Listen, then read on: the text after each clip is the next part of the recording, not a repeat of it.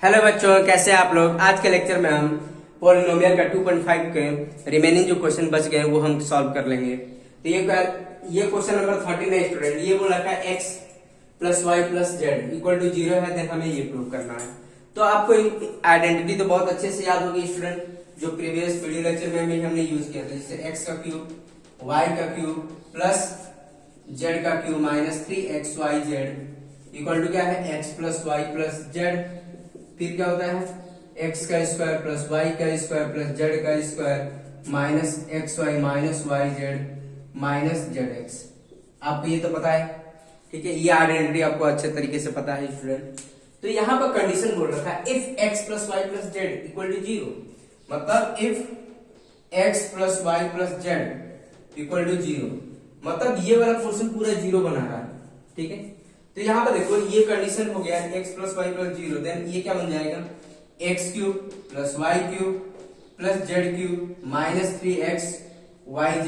ये क्या बन जाएगा पूरा 0 बन गया, 0 इंटू दिस वन x का स्क्वायर y का स्क्वायर z का square minus xy minus yz minus zx।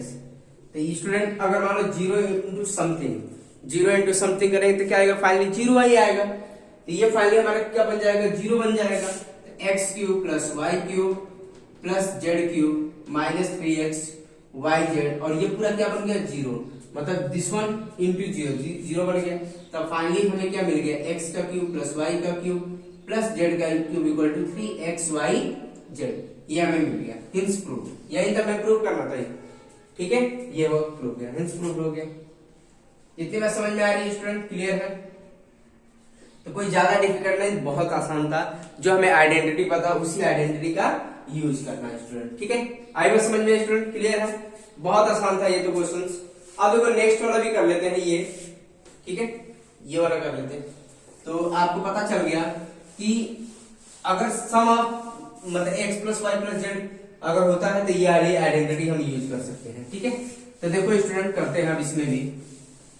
तो यहां पर भी देखो, यहां पर भी इसी आइडेंटिटी पे बेस्ड है। ये क्या है, x का काम कर रहा है, ये y का काम कर रहा है, ये z का काम कर रहा है। तो देखो इसका क्यूब निकालना है हमें। तो देखो पहले हम x plus y plus z करके देखते हैं। x plus y plus z तो क्या है, -12 प्लस 7 प्लस 5। ठीक है, -12 7 प्लस 5 12, मतलब 0 दे रहा है। मतलब इनका सम करने के बाद -12 प्लस 7 प्लस 5 इक्वल टू 0 दे रहा है, ठीक है। मतलब x plus y plus z की वैल्यू तीनों का सम करने पर 0 आ रहा, तो हम ये वाली आइडेंटिटी यूज कर सकते हैं स्टूडेंट, क्लियर है। तो मतलब हमें फाइनली कह सकते हैं therefore if, तो हम कह सकते हैं if x plus y plus z equal to 0, therefore x का क्यूब प्लस वाई का क्यूब प्लस जेड का क्यूब इक्वल टू क्या होगा 3xyz, ठीक है। मतलब x यहाँ पर क्या है, यहाँ पर स्टूडेंट x क्या है, x इक्वल टू क्या है हमारे पास -12, y इक्वल टू क्या है हमारे पास 7 एंड z इक्वल टू क्या है 5 है, ठीक है। तो क्या होगा x का क्यूब -12 का क्यूब प्लस y का क्यूब, y कितना है 7 का क्यूब प्लस 5 का क्यूब इक्वल टू क्या होगा 3 टाइम -12, ठीक है, 7 इंटू 5। अब यहाँ पे देखो स्टूडेंट सबको मल्टीप्लाई कर लेते हैं। तो सबको मल्टीप्लाई कर लेंगे, ये कितना 35 देगा 30, ठीक है। और ये -36 और ये 35 दे देगा, ठीक है, -30, ठीक है 35। इसको हम सॉल्व कर लेंगे तो 1260 आ जाएगा। तो फाइनली हमारे पास देखो, अगर वैसे आप सॉल्व करने जाएंगे तो वैसे सॉल्व करेंगे, कैसे करेंगे, -12 का क्यूब, ठीक है, पहले -12 का क्यूब निकालेंगे, -12, जिसको नहीं पता होगा वो ऐसे ही करेगा, ठीक है, ऐसे ही करने वाला है। इसका माइनस क्यूब का निकाल लो, फिर 7 का क्यूब निकाल लो, 7 इंटू 7 इंटू 7, फिर 5 का क्यूब निकाल लो, तो 5 इंटू 5 इंटू 5। सबको सिंप्लीफाई करने के बाद फिर यहाँ पर वैल्यू ऐड कर देंगे। तो ऐसे भी कर सकते हैं, लेकिन वैसे करने से अच्छा है कि आपको ये आइडेंटिटी अगर पता है, ये वाली आइडेंटिटी, दिस वन आइडेंटिटी, तो आप आसानी से इसको सॉल्व कर सकते हैं स्टूडेंट। आई बात समझ में, कोई दिक्कत नहीं होगी। तो फाइनली हमारे पास इसका आंसर कितना है -1260, क्लियर है स्टूडेंट, आई बात समझ में आपको, ठीक है। अब देखो ये वाला भी कर सकते हैं आप, ये वाला। तो यहाँ पर भी यही सेम आइडेंटिटी यूज करनी है। तो पहले आपको चेक करना होगा कि तीनों का सम अगर 0 आ रहा तभी ये आइडेंटिटी यूज कर सकते हैं। तो देखो यहाँ पर ये क्या काम कर रहा है, x का काम कर रहा है, ये y का, और ये z का काम कर रहा है स्टूडेंट।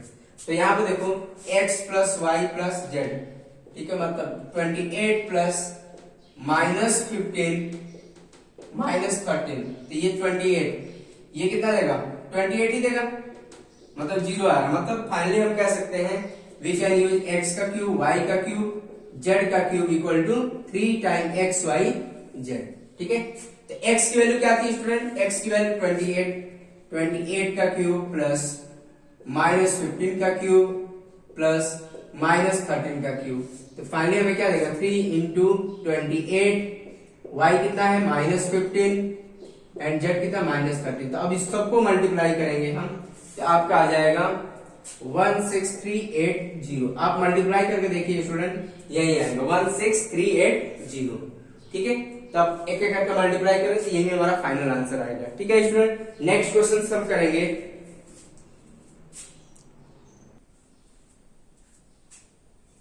तो ये आपका 15 क्वेश्चन है student. Give possible expression for the length and breadth of each of the following rectangle, ठीक है। बेसिकली हमें ये एरिया दे रखा है, ठीक है, मतलब एरिया किसका एरिया दे रखा है, रेक्टेंगल का एरिया दे रखा है। तो हमें पता है, वी नो दैट जो रेक्टेंगल होता है, एरिया जो इसका होता है, एरिया लेंथ इंटू ब्रेथ होता है स्टूडेंट, ठीक है। तो बेसिकली हमें ये एरिया दे रखा है, हमें लेंथ और इसका ब्रेथ बताना है, ठीक है, लेंथ और ब्रेथ फाइंड आउट करना है स्टूडेंट। तो ठीक है, हम देखो लेंथ और ब्रेथ हम फाइंड आउट कर लेते हैं। तो पहले इसको हमें क्या करना पड़ेगा, फैक्टराइज करना पड़ेगा स्टूडेंट, ठीक है।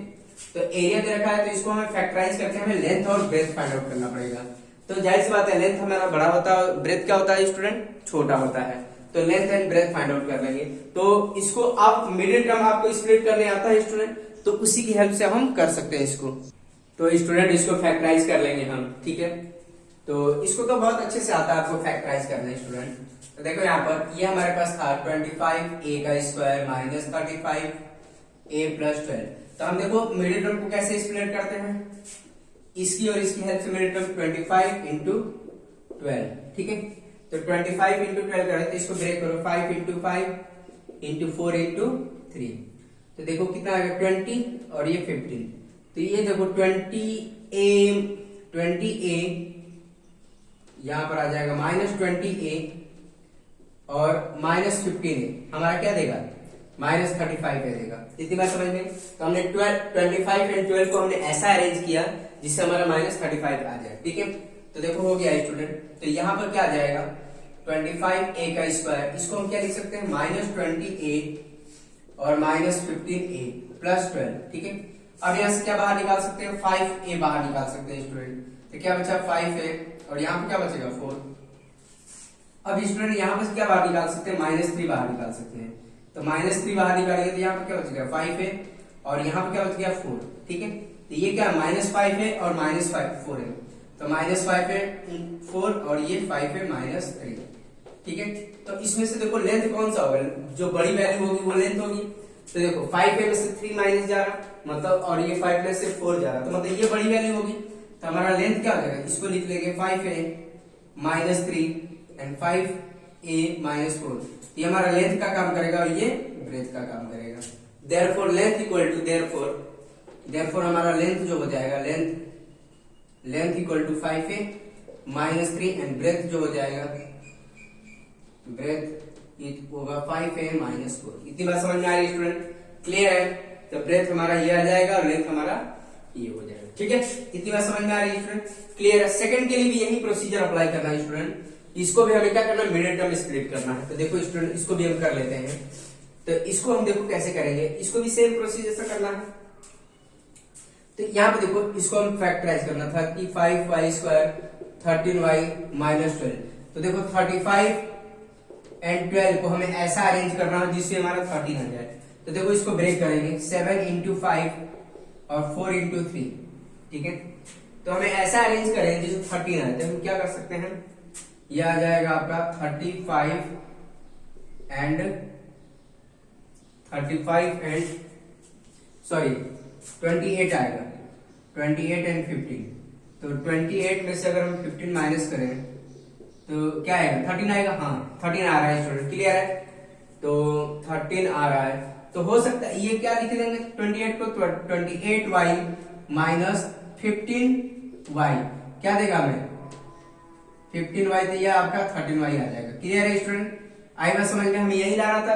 तो देखो हमने 35 एंड 12 को ऐसा अरेंज किया जिससे हमारा कितना आ जाए 13 आ गया। तो अब इसको ब्रेक कर लिया तो क्या आ जाएगा 35y का स्क्वायर। अब देखो इसको क्या लिख लेंगे 28y माइनस 15y माइनस 12, ठीक है।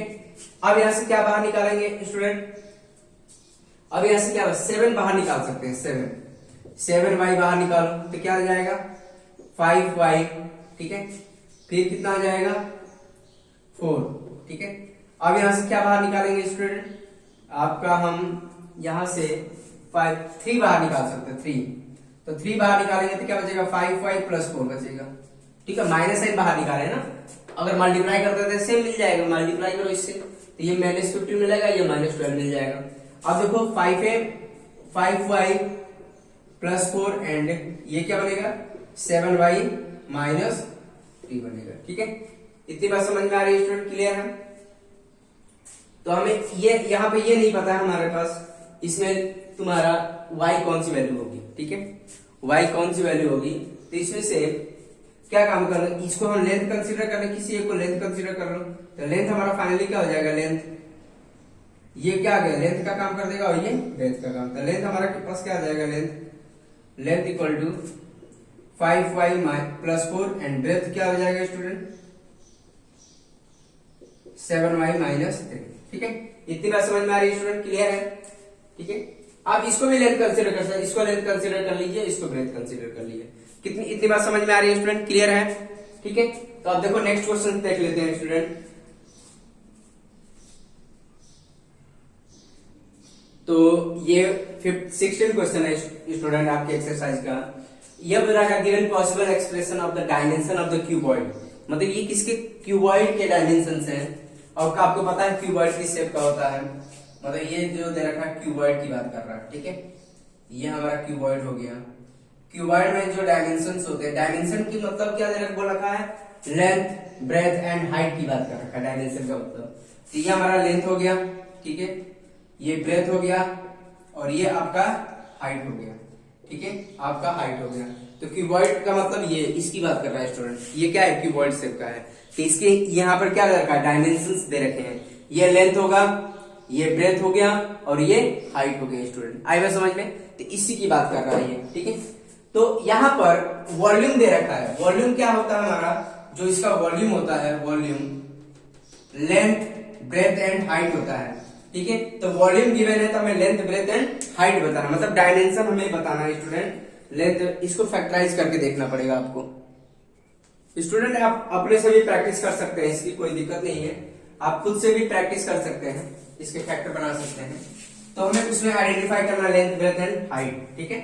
तो यहाँ देखो इसको हम करते हैं, वॉल्यूम दे रखा है वॉल्यूम, ठीक है, इसको फैक्टराइज करेंगे। यहाँ पर क्या करेंगे 3x का क्यूब है माइनस 12x और ये कितना होता है लेंथ ब्रेथ एंड हाइट होता है। वॉल्यूम मतलब यही होता है लेंथ ब्रेथ एंड हाइट, ठीक है। तो ये कितना हो गया, अब यहाँ से क्या बाहर निकाल सकते हैं 3x बाहर निकालो स्टूडेंट, ठीक है, 3x बाहर निकाल लेते हैं। तो 3x बाहर निकालेंगे तो यहाँ पर क्या बच जाएगा x का स्क्वायर बच जाएगा, ठीक है, और यहाँ पर क्या बच जाएगा 4 बच जाएगा। क्लियर है स्टूडेंट, आई बात समझ में। तो यह आ जाएगा आपका तो 3x स्क्वायर माइनस 4। तो अब यहाँ पर क्या बन जाएगा 3x, अब ये आइडेंटिटी बना लेंगे स्टूडेंट, ठीक है। यहाँ पे क्या बन जाएगा आइडेंटिटी, 3x बाहर निकालते हैं, यहाँ पे x का स्क्वायर बन गया और यहाँ पे 4 बन जाएगा, ठीक है। तो अब यहाँ पे क्या हो जाएगा आइडेंटिटी बन गई, तो ये क्या x का स्क्वायर माइनस 2 का स्क्वायर। तो फाइनली हमारे पास क्या आ जाएगा 3x x minus 2 x plus 2, ठीक है, ये बन जाएगा। तो यहाँ पर हम इसको ऐसे कर सकते हैं 3x x plus 2 x minus 2। तो ये हमारे डायमेंशन आ गए, ये लेंथ ब्रेथ एंड हाइट। इतनी बात समझ में आया, लेंथ कितना हो जाएगा 3x, ब्रेथ कितना हो जाएगा x प्लस 2 एंड h कितना हो जाएगा x माइनस 2। तो ये हमारा क्यूबॉइड के डायमेंशन आ गए, लेंथ ब्रेथ एंड हाइट। इतनी बात समझ में आ रही है स्टूडेंट। क्लियर है? तो सही से आप फैक्टराइज करिएगा। ये मैंने क्या किया, 4 को क्या लिख दिया, 2 का स्क्वायर लिख दिया। तो यहाँ पर कौन सी आइडेंटिटी यूज किया है मैंने, ए स्क्वायर माइनस बी स्क्वायर क्या देता है, ए माइनस बी ए प्लस बी। यहाँ पर ये वाली आइडेंटिटी यूज किया स्टूडेंट, ठीक है, मैंने ये लिख दिया। तो 3 आ गए, लेंथ, ब्रेथ एंड हाइट, ठीक है। तो डायमेंशन हमें पता चल गया, डायमेंशन मतलब हमें लेंथ, ब्रेथ एंड हाइट ही बताना था। क्लियर है स्टूडेंट, आएगा समझ में? ये इंटरचेंज हो सकता था स्टूडेंट, कोई दिक्कत नहीं। ब्रेथ ये भी हो सकता था x माइनस 2 और हाइट x प्लस 2 भी हो सकता था। क्लियर है, मतलब कुछ भी हो सकता है। क्लियर है स्टूडेंट, आएगा समझ में? अब देखो नेक्स्ट वाला, इसको भी सॉल्व कर लेते हैं। तो ये कितना आ जाएगा, वॉल्यूम दे रखा, वॉल्यूम का मतलब क्या, लेंथ, ब्रेथ एंड हाइट, यही होता है वॉल्यूम। इसको देखो यहां से हम क्या बाहर निकालेंगे, यहां से देखो 4k बाहर निकाल सकते हैं स्टूडेंट, 4k। तो यहाँ पे क्या बन गया, तो 3y का स्क्वायर बनेगा, और यहाँ पर 2y बन गया, और यहाँ पर देखो 4 क्या है, 5 बन गया। ठीक है, इतनी बात समझ में आ रही है स्टूडेंट? क्लियर है? तो अब क्या करेंगे, इसको फैक्टराइज करेंगे। ठीक है, पहले हम सही से देख लेंगे, सही है, हाँ ठीक है। अब क्या करेंगे, 3 देखो इसको हम मिडिल टर्म स्प्लिट कर लेंगे। आपको पता है मिडिल टर्म कैसे स्प्लिट किया जाता है इसमें, देखो मिडिल टर्म आपको स्प्लिट करने आता है ये स्टूडेंट, 3 और 5 की हेल्प से, 3 और 5 की हेल्प से मिडिल टर्म स्प्लिट कर दो। 5y माइनस 3y क्या देगा, 2y देगा। तो यहां पे कर लेंगे 4k, अब ये क्या हो जाएगा, 3y का स्क्वायर प्लस यह आ जाएगा, इसको क्या है 5y minus 3y minus 5 equal to, ठीक है, इतनी बात समझ में आ रही है स्टूडेंट? क्लियर है?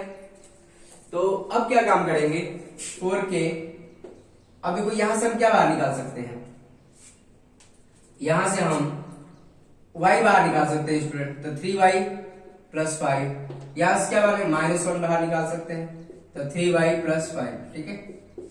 तो यह आ जाएगा 4k, और ये कितना आ जाएगा, इसमें इसको बाहर निकालो, तो 3y प्लस 5, यहां से बाहर निकल के तो क्या बचा, यहाँ पर y बचा -1। तो फाइनली हमारे पास क्या आ गया, 4k 3y plus 5 and y minus 1। तो ये फाइनली हमारे पास क्या चल रहा है, लेंथ, ब्रेथ एंड हाइट चल रहा है। ये क्या है, लेंथ, ब्रेथ एंड हाइट, यही हमारे डायमेंशन है। तो लेंथ कितना आ जाएगा 4k, ब्रेथ कितना आ जाएगा student, breadth 3y plus 5 and height कितनी हो जाएगी 4y माइनस 1। या इंटरचेंज कर सकते हैं, कोई दिक्कत नहीं। तो हमने डायमेंशन निकाले, क्योंकि डायमेंशन ही तो बोला था, ठीक है। Give the expressions for the dimension of the cube which volume, dimension हमने निकाल दिया 4k। तो फाइनली हमारे पास डायमेंशन क्या है, देयरफॉर ये क्या है, 4k 3y प्लस